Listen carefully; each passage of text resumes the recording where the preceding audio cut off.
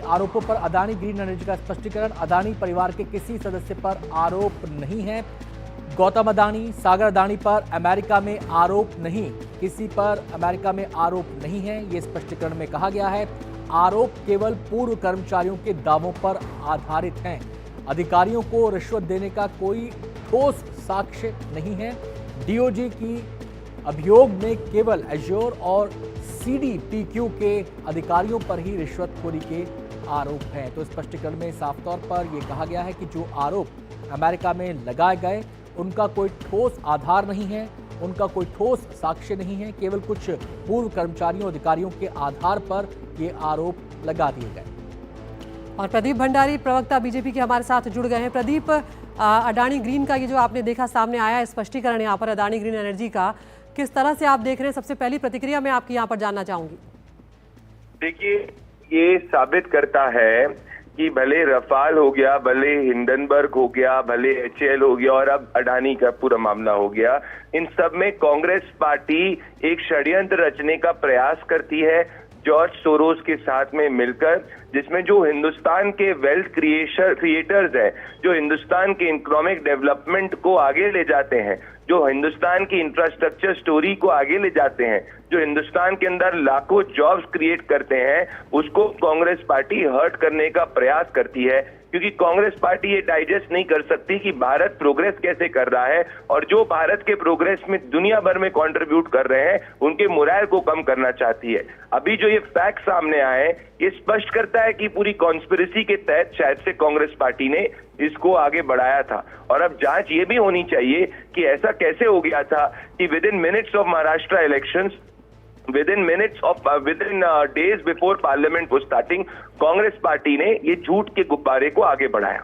जी प्रदीप, मेरा आपसे सवाल ये है कि हमने देखा एक सीरीज ऑफ इवेंट्स हैं जब चुनाव के आसपास इस किस्म की घटनाएं होती हैं और इस किस्म की रिपोर्ट सामने आ जाती हैं।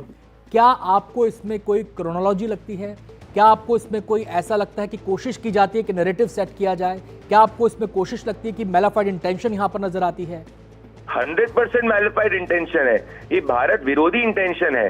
देखिए, बात सिर्फ अडानी समूह की नहीं है, ये बात करोड़ों वो लाखों स्मॉल और मीडियम इन्वेस्टर्स की है जो हिंदुस्तान के स्टॉक मार्केट में विश्वास रखते हैं। वो हर उस एंटरप्रेन्योर की है जो भारत के इंफ्रास्ट्रक्चर स्टोरी में कंट्रीब्यूट करना चाहता है। मुझे बताइए कि कैसा ऐसा होता है कि जैसे ही महाराष्ट्र का चुनाव खत्म होता है, एक दिन के अंदर कांग्रेस पार्टी ट्वीट करना शुरू कर देती है। कांग्रेस पार्टी ट्वीट करती है पार्लियामेंट सेशन के जस्ट पहले, और ये कोई पहली बार ऐसा नहीं हुआ है। याद करिए, पूर्व के अंदर भी रफाल के मुद्दे में भी इसी तरीके से झूठ 2019 के पहले फैलाने का प्रयास किया गया था। तो सवाल यह है कि आज राहुल गांधी या जॉर्ज सोरोस के साथ मिलकर भारत की इकोनॉमिक स्टोरी को, भारत की ग्रोथ स्टोरी को हर्ट करना चाहते हैं। ये बहुत बड़ी बात है और इन सबसे देश को सतर्क रहना चाहिए और हिंदुस्तान के हर वेल्थ क्रिएटर को सतर्क रहना चाहिए कि आज ये एक वेल्थ क्रिएटर पे हमला कर रहे हैं, कल किसी और की वेल्थ क्रिएटर के ऊपर हमला कर सकते हैं। जी प्रदीप, एक सवाल ये भी हमने हिंडनबर्ग के मामले में देखा, सुप्रीम कोर्ट तक मामला गया, सुप्रीम कोर्ट की टिप्पणियां आई और उसमें उसके बावजूद ऐसा लगता है कि कोई सबक कहीं पर कुछ लोगों ने नहीं लिया है। तो ऐसे में क्या इसको किस तरीके से देखा जाए कि विदेश में कोई आरोप लगाता है और यहाँ पर उसका जो है ढोल धमाकों के साथ समर्थन शुरू हो जाता है? इसको इसी तरीके से देखा जा सकता है कि कांग्रेस पार्टी को भारत की लोकतांत्रिक व्यवस्थाओं के ऊपर विश्वास नहीं है, कांग्रेस पार्टी को सुप्रीम कोर्ट पे विश्वास नहीं है, परंतु विदेशी मुल्कों के कोर्ट्स के ऊपर ज्यादा विश्वास है। अब तो विदेशी मुल्क के खुद डिपार्टमेंट जिसकी कांग्रेस पार्टी दुहाई दे रही थी, वो खुद जो है जाके इन आरोपों को बेबुनियाद बता रहा है। तो सवाल ये उठता है कि किसने कांग्रेस पार्टी को ये कहा कि ये कहने के लिए? कांग्रेस पार्टी के जयराम रमेश और राहुल गांधी किसके साथ विदेश में टच में थे जिनने ये पूरा मिलकर महाराष्ट्र चुनाव के खत्म होने के तुरंत बाद इसको उठाया? मैं इनकी मंशा पे सवाल उठाता हूं और मैं आज हिंदुस्तान के हर वेल्थ क्रिएटर को कहना चाहता हूं कि आज एक वेल्थ क्रिएटर के साथ कांग्रेस ऐसा करी, कल किसी के साथ भी कर सकती है। बहुत बहुत शुक्रिया प्रदीप आपका इस पूरी बातचीत के लिए, बहुत बहुत शुक्रिया।